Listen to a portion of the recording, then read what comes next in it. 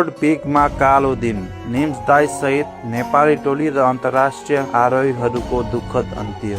आज नेपालका लागि मात्र होइन, सम्पूर्ण विश्व पर्वतारोहण समुदायका लागि अत्यन्तै दुःखद दिन बनेको छ।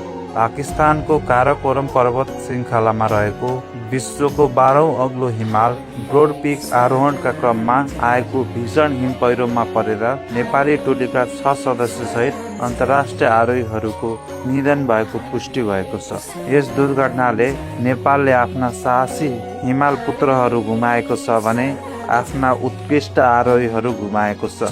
यो टोलीको नेतृत्व गरिरहेका थिए नेपालका विश्व प्रसिद्ध पर्वतारोही निर्मल निम्सदाई पुर्जा।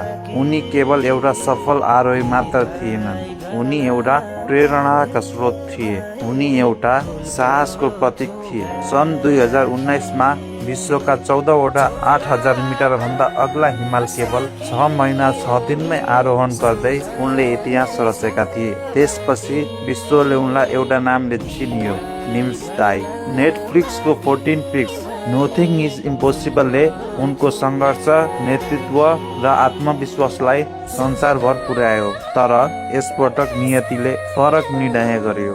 ब्रोड पिकको कठिन आरोहणका क्रममा अचानक आएको शक्तिशाली हिम पहिरोले अनुभवी आरोहीहरूको टोलीलाई आफ्नो चपेटामा लियो। हिमालसँग जीवन बिताएका ती साहसी मानिसहरू अन्ततः त्यही हिमालको काखमै सदाका लागि विश्राम गर्न पुग्यो। यस दुःखद घटनामा नेपालका 6 जना सदस्यहरूले ज्यान गुमाएका छन्। त्यसैगरी ओमान, अमेरिका तथा अन्य देशका आरोहीहरूको पनि निधन भएको पुष्टि भएको छ।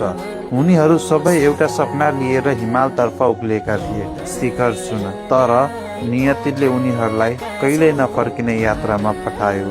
हिमाल केवल सुन्दर हुँदैन, हिमाल कठोर पनि हुन्छ। हिमालले कीर्तिमान पनि दिन्छ र कहिलेकाहीँ त्यही हिमालले आफ्ना वीरहरूलाई सधैँका लागि आफ्नो काखमा राखिदिन्छ। निर्मल निम्सदाई पुर्जाले एकपटक भनेका थिए, नथिङ इज इम्पोसिबल। आज उनी हामी बीच छैनन्, तर उनले दिएको त्यो आत्मविश्वास, त्यो साहस र त्यो सोच भने पुस्तौसम्म जीवित रहनेछ।